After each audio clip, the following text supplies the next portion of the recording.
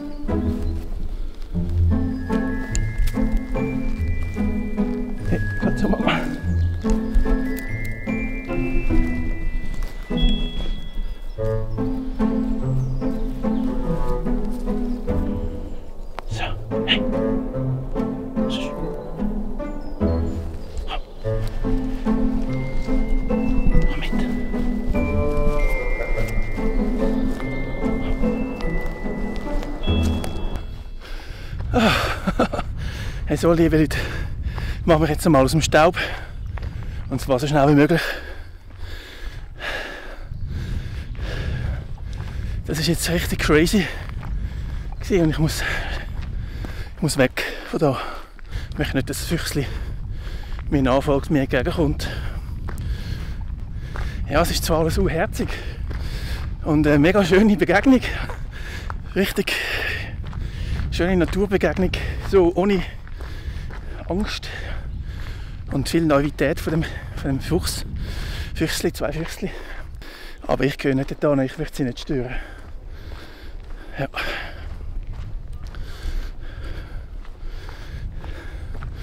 Ich möchte nicht, dass mir der Fuchs nachfolgt und ich da irgendwie Familie durcheinander bringe oder so.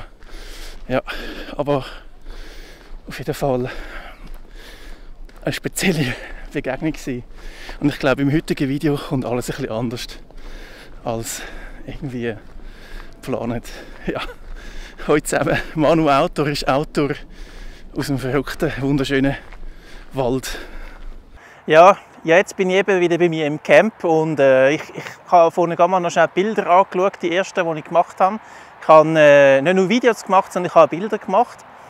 Und mega eindrücklich, mega schöne Begegnung und das wird mich in diesem Video einfach heute beschäftigen und ich will darüber reden.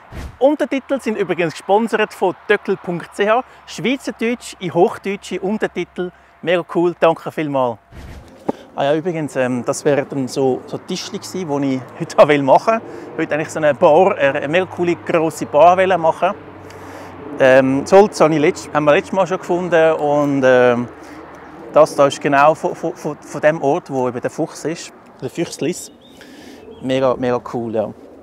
Und so habe ich dort im Wald. Aber ja, Holzbohrer ist auch da in dem alten Dings und dann haben wir Kartonschachtel drin eingewickelt. Irgendetwas ist mir ausgelaufen, es ist alles ein bisschen nass, ich muss schauen, was es ist. Aber egal, Holzbohrer wäre auch dabei. Aber ich glaube, heute wird nicht mehr so gross gebohrt. Jetzt gibt es noch mal ein bisschen Buschbox. Ein bisschen Holz habe ich von daheim mitgenommen, ja, so zum Anführen. Ich habe nicht gewusst, dort, ob ich grosses Holz haben will. Hätte ich gehabt, aber für die Buschbox geht es jetzt noch ein bisschen einfacher. Ich glaube, das Schlimmste ist, wenn einem das Bier ausläuft. Ich glaube, das ist wirklich dann übel. Das ist alles klebrig. Und das gute Bier ist dann weg. Aber mir ist es nicht ausgelaufen. Ich habe auch ein Bier dabei. Mano Auto Cooking Box, die kennen ihr ja. Ich habe jetzt das Ganze neu auf so einer alten Eisenplatte. Das ist gerade gut. Dann geht die Tasche nicht runter, kann ich die Tasche gerade wegnehmen. Zu viele Aschen vertreten wollte ich ja nicht. Ja, kommt gut. Und da habe ich gerade einen einigermaßen gerade Untergrund.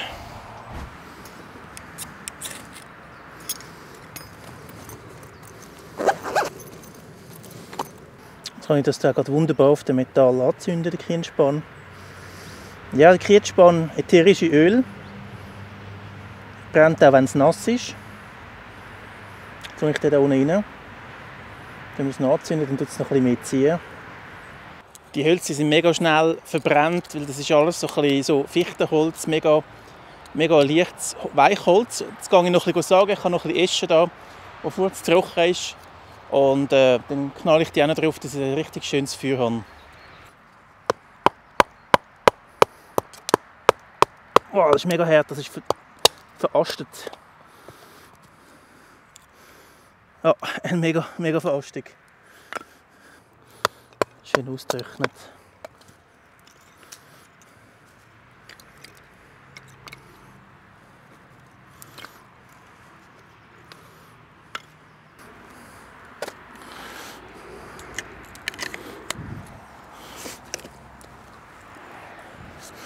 Da haben wir das schöne praktische Tischchen da hinten.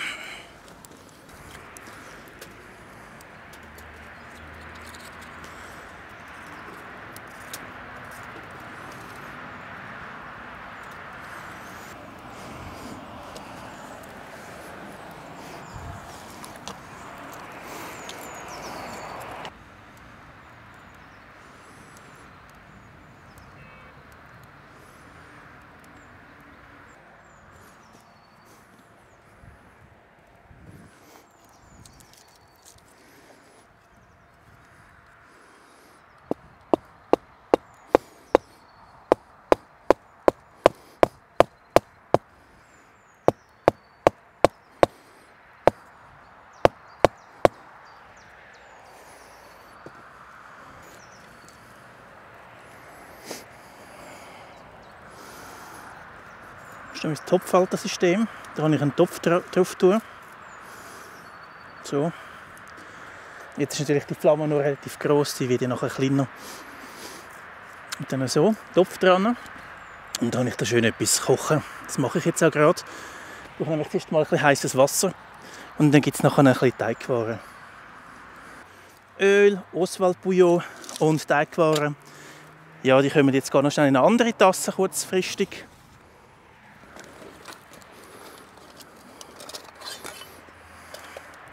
So kann man es sich da richtig schön gemütlich machen im Wald.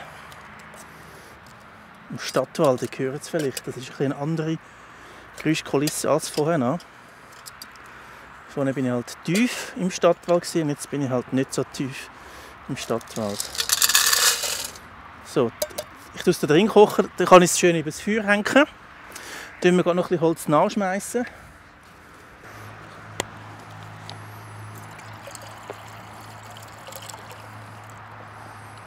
So eine lange Führung. Ein bisschen von der Bouillon rein. Oswald-Bouillon, das ist die geilste. Vegan. Und ein bisschen Öl, ganz wenig.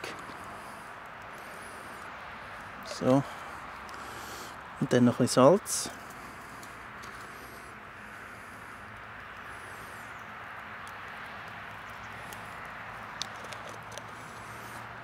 So kommt das Ganze übers Feuer.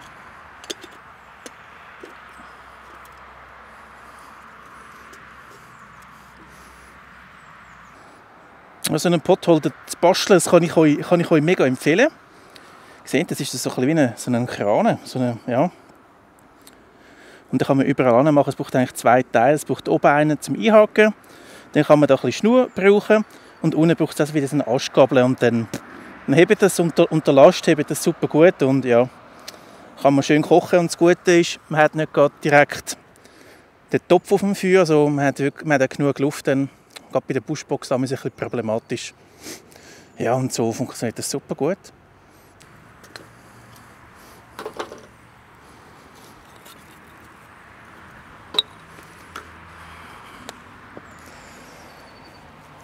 Herrlich, richtig schön, mega schön.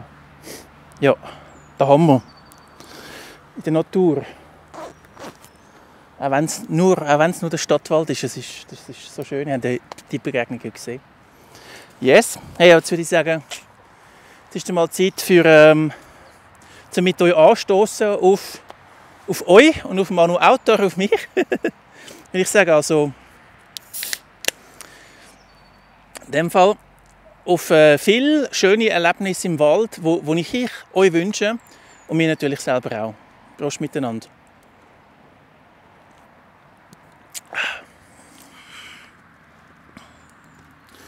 Schon cool, so ein Tischchen. Ja. Haben wir zusammen mit meinem Sohn gebastelt. Dort beim Füchsli und da. Haben wir einen grossen Tisch, kleinen Tisch. Das ist cool, das macht Spass. Und das ist gar nicht so schwer.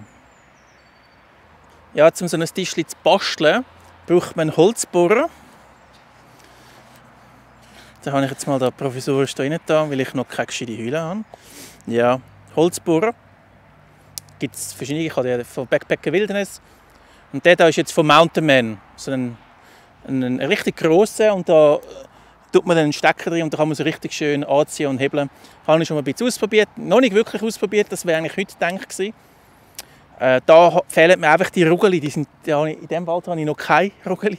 Ich nehme es schwer, als es weiter bald geben. Weil ja, ist noch nichts passiert da im Wald. Für die fragen, schreiben mich immer mal Leute an, du, wie sieht es mit dem Wald aus? Ist schon etwas passiert? Haben sie schon gerodet oder so? Nein, bis jetzt ist noch gar nicht passiert. Ja, und ob überhaupt dieses Jahr oder im Sommer noch etwas passiert, ich weiß es nicht. Ich meine, die Bäume sind alle total im Saft. Ist alles schön grün. Ich glaube nicht, dass die Sommerzeit die Fellzeit ist. Habe ich nicht das Gefühl. Von dem her, alles gut bei mir. Ich habe mich auch damit abgefunden. Es ist ja nicht mein Wald, sondern ich bin ein Waldbesucher. Das ist mega wichtig. Und das können wir nachher noch besprechen. Aber ja, der Holzbohrer so, wie halt so ein Holzbohrer ist. Es ist ein rechtes Teil, ich glaube, fast 3 cm Durchmesser, 2,5 sicher. Und mit dem kann man richtig coole Tischchen basteln daraus. Ah, ich sehe es da genau. Das zeige ich euch nächstes Mal. Aber das Ding ist, Holz reinbohren, dann so Stecken zuspitzen mit der Axt oder was auch immer. Und dann reintatschen und das ist relativ easy und der Tisch ist ja mega stabil. Mein Sohn kann auch drauf sitzen und das passiert gar nicht. Also, ja, wenn man sich stabil macht. So, ab wieder aufs Feuer. Hängt wieder. Kommt wieder schön auf die Flamme. Ja. Das ist ein bisschen Bastlerei. Es ist eine Bastlerei. Das war jetzt schon eine mega schöne und spezielle Begegnung mit 2 Fuchswelpen. Sagt man Welpen? Fuchsbabys. Ich bin angegangen und da habe ich sie gesehen, hast mal mit dem Handy, und habe gefunden, hey, ich habe die Kamera dabei, ich muss eine Kamera holen. Und bin dann so ganz langsam an und habe geschaut, wie sie reagiert. Und sie war so recht gespannt gewesen. müsst auch schauen, immer, es hat auch wild umeinander. Es war mega interessiert, Ohren gespitzt, ist schauen, hat sich wieder versteckt und ist wieder schauen gekommen, so ganz langsam an, nicht näher, recht guten Abstand gehabt, ja. Und so recht lang, 20 Minuten lang beobachtet, ein paar Fotos gemacht, ein bisschen gefilmt, immer mit Abstand, mit Respekt, mit Fuchsmutter wieder irgendwo auch sein. Ja. Und dann bin ich so aufgestanden, habe es angeschaut, so von 3, 4, 5 Meter Distanz, und dann ist es einfach zu mir gekommen und hat mit mir spielen. Ist zu mir schauen, wer ich bin, schnuppern, hat mir in die Schuhe reingebissen, mich am Hosenbein reingebissen und gezupft. Ist um meine Beine geschlichen, wie ein verspielter Hund oder Katze. Ja, mega, mega schön. Also, ja. Ja, das Füchse ist dann eben zu mir angekommen, ist jetzt um mich herum lang geschlichen, ist mega interessiert gewesen, wer das da ist, und hat null Angst gehabt, keinen Respekt gehabt. Nur wenn es laut war, wieder ein bisschen weg. Aber sonst, das Füchsli war da am Spielen. Meine Hose reingebissen, wollte zupfen, schauen, was das für ein Material ist. Wahrscheinlich noch nie einen Menschen gesehen. Und so eine erste Begegnung mit einem Menschen jetzt mit mir gehabt. Und hat das irgendwie noch lustig gefunden. In die Schuhe reingebissen, ich musste schauen, dass er nicht mich bisst. Aber ja, das sind verspielte Welpen, junge Tiere. Man muss halt immer aufpassen. Fuchsbandwurm, Tollwut, ist klar. Und das Wichtigste, was ich einfach finde, was dort ganz klar ist, ich bin bei ihnen und sie sind nicht bei mir. Das heisst, ich bin ein Fremder und ich laufe da eigentlich die Alpen da in ein Gebiet hinein, wo ich eigentlich nicht hingehöre. Und ich habe das ja nicht bewusst gemacht. Ich habe das ja nicht wählen. Ich habe nicht einen Fuchs suchen oder so, überhaupt nicht. Ich war beim Holzsuchen und habe die Füchse gesehen und dann gefunden, komm, ich muss ein paar Bilder machen, weil es so spektakulär, einfach für mich einzigartig und ein schöner Moment war, weil es waren mindestens zwei, weil die einfach null Angst hatten. Die waren mega herzig. Herzig, aber das Füchsli ist mir nachher nachgelaufen. Und es ist mir überall angelaufen, wo ich weggelaufen bin. Und dort ist mir sehr stark angefangen, unangenehm werden. Wenn dieses Tier nachläuft, dann meinst du sagst Mama oder was auch immer. Oder ja, es ist einfach Gefahr da von einer Bindung oder was auch immer, auch noch kurzfristig oder so. Oder ein Spielkamerad oder so. Aber das habe ich unter keinen Umständen wählen, dass mir das Füchsli nachläuft. Hat es aber gemacht.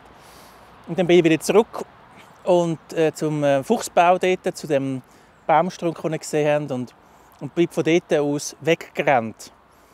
Ich habe mein Zeug gepackt, die Kamera, das Füchsli ist mir nah, aber ich war schneller und bin einfach weg. Ich habe gewusst, ich muss weg, ich wollte nicht, dass mir das ihnen anläuft. Das ist nicht gut, ich möchte nicht irgendwie, dass es wegkommt von seinem Revier. Und so ist es noch innerhalb von dem Platz geblieben, wo sie wahrscheinlich auch spielen, und wo Mama kommt und kommt schauen. Und so. Mama habe ich nicht gesehen übrigens. Ja. Auf keinen Fall Wildtiere anlangen. Ich glaube, das muss man ja nicht sagen. Oder? Ich hätte es anlangen können. Es hat mir jemand angezupft. Ich habe einen Stecker genommen und versucht, es ein bisschen wegzuschieben. Ich nicht will, dass es näher kommt. Keine Angst gehen. Aber einfach, dass nicht das irgendwie das nach Mensch schmeckt oder so, oder nach Manuauto. Genau, nach einem Wäschmittel oder sonst irgendwie, dass nachher irgendwie von der Mama her eine Ablehnung entsteht. Ja, das ist immer Gefahr, oder wenn man näher Wildtiere rankommt. Jetzt genieße ich dann nachher noch ein bisschen den Kaffee, noch ein bisschen chillen. Genau, und dann noch ein bisschen die Natur beobachten. Und wenn es regnet, mache ich mich dann auch langsam auf die Socken wahrscheinlich. Heute mal ein anderes Video gewesen. Eigentlich wäre ja Tischli bauen angesagt gewesen. Das habt ihr aber auch schon gesehen bei mir, und so wahnsinnig schwer ist es nicht. Aber nächstes Mal gibt es eine Bar, mache ich eine Minibar im Wald mit Buschboxhalterung, mit Potholderhalterung und wer plant. Vielleicht. Mal schauen. Eigentlich dort, wo die Füchse sind, wollte ich es machen, aber ich bin jetzt ein bisschen zurückhaltend, ganz ehrlich. Feuer, Rauchgeschmack auch noch. Das ist so schön zum Entspannen. Ja, das ist herrlich. Das ist wirklich top. Also, mega ein schöner Moment jetzt gerade. Sonst, wenn ich im Wald bin, auch nicht am Filmen, ist es ein bisschen easier für mich und ein bisschen entspannter. Selbstverständlich. Aber so auch mega schön. Also, ich hoffe, ihr habt es auch genossen mit Manu Outdoor. Ja, und auch Freude gehabt an diesen Füchschen, diesen zwei. Ich hoffe, es geht ihnen gut. Ja. Das ist die Natur. Ich hatte auch einen Fuchs. Ich weiss aber nicht, ob er noch da ist, oder Fuchsfamilie. Vielleicht habe ich da auch Fuchsfamilie, weiss ich, gehe nicht schauen. Ich will sicher nicht mehr, wenn ich sehe, dass es Jungtier hat, so näher herangehen. Das ist so ein bisschen wie das Learning. Weil wenn die so gewundert sind, dann kommen sie. So lustig. Aber ja, es ist auch mal schön, so etwas zu erleben. Aber jetzt ist gut. Hey, ich wünsche euch einen schönen Tag, einen schönen Abend mit Manu Outdoor. Jetzt, wo ihr das Video seht, heute ist Samstag. Und wenn ihr es heute noch seht, am Samstag, dann ist es direkt aus dem Wald. Und wenn es Sonntag ist, dann ist es nicht einmal einen Tag später, irgendwie 12 Stunden später. Nicht einmal 12 Stunden später. Also richtig frisch aus dem Wald. Vielleicht schmeckt ihr sogar noch das feine Feuer und den feinen Kaffee, den ich jetzt bald trinken werde. Hey, ich wünsche euch alles Gute. Bis bald wieder mit Manu Outdoor aus dem Wald. Schreibt irgendetwas in die Kommentare rein, was hättet ihr gerne, was interessiert euch speziell, was würdet ihr mal ein bisschen sehen, Tischchen bauen und so, haben wir vielleicht schon genug gesehen. Ich finde es aber noch geil, einfach mal im Wald etwas bauen. Und eines von meinen nächsten Videos wird sicher sein mit uriger Ausrüstung. Lasst euch mal überraschen. Und uriger Schweizer Militärausrüstung. Genau, da freue ich mich drauf. Ciao zusammen, macht's gut mit Manu Outdoor. Schön, dass ihr dabei gewesen. Ciao, ciao.